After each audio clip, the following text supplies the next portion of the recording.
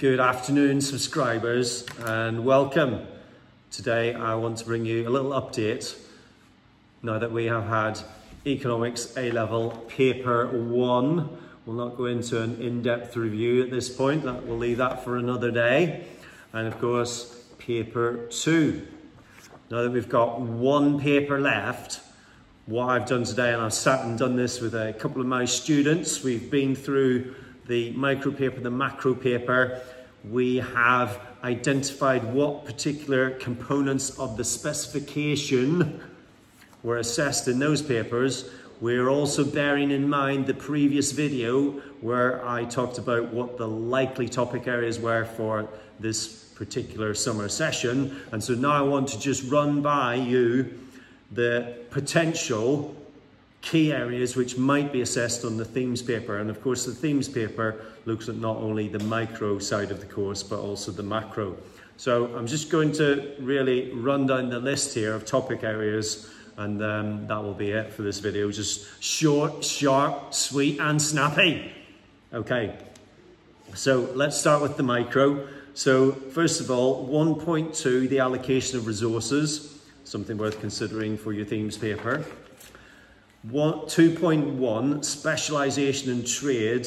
Now, when we get to the macro section, you'll see that international trade has not yet been assessed. And of course, specialisation, trade, international trade, that would all fit together very nicely indeed, wouldn't it, subscribers? Moving on, what else do we think? Elasticity, ladies and gentlemen. Elasticity in all its forms, yet to be assessed on the micro paper, so there's a lot of content there. I would not be surprised if that appears. What else have we got? Did we talk about today? 3.3, revenue and profit. So calculating and explaining those things, probably more than likely to be assessed in the multiple choice, your 30 multiple choice questions at the beginning of the themes paper. Perfect competition, section 4.1, again, not really assessed in the micro section. We had oligopoly, didn't we? And we had monopolistic competition, as I predicted, but not the perfect competition. So that's it for micro.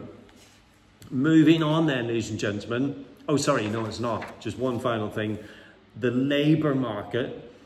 If you look down the labour market, section 5, section 5.3, the monopsonist, again, I think that really is ripe for assessment. There's rarely a year goes past when there's no assessment of labour markets, so that's something to think about. So those would be my thoughts, ladies and gentlemen, for micro. What about macro? Let's talk macro. So 1.1, circular flow of income, not yet assessed.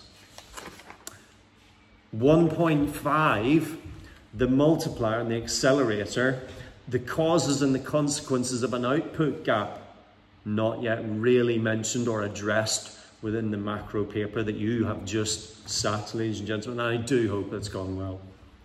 Section 2.1, economic growth.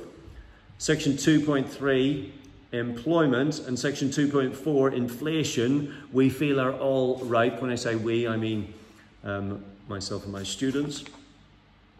2.5, balance of payments. Now, balance of payments really is yet to be assessed. And if you know anybody who does GCSE economics, you'll know that the multiple choice paper on the the multiple choice questions on the macro section of that paper, so many of them focused on balance of payments and current account. So bear that in mind for your own. Section 2.8, the Phillips curve, always a lovely meaty topic to get yourself stuck into. Perhaps that might appear.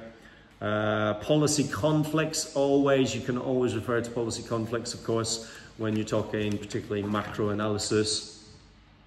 Section 4.1, as I've said, international trade would tie in nicely with our thoughts about specialisation in trade on the micro side of the course, bearing in mind, of course, that themes draws the two strands together. Exchange rates would go handily with balance of payments, and again, we think that is ripe. Trade policies and negotiations. We were talking this morning about the role of the World Trade Organization in promoting free trade. That bullet point specifically might be one to focus your revision. And finally, and perhaps, ladies and gentlemen, a little bit more concerning from your point of view and mine, yet to assess on the macro paper anything on the financial sector. So 5.1, 5.2, nor 5.3 yet addressed. So there's lots to say on that. I'm going to upload another video on that in the coming days, just to kind of highlight maybe one of the particular evaluate statements that you might like to address in your revision. Okay, that's it, ladies and gentlemen. Au revoir.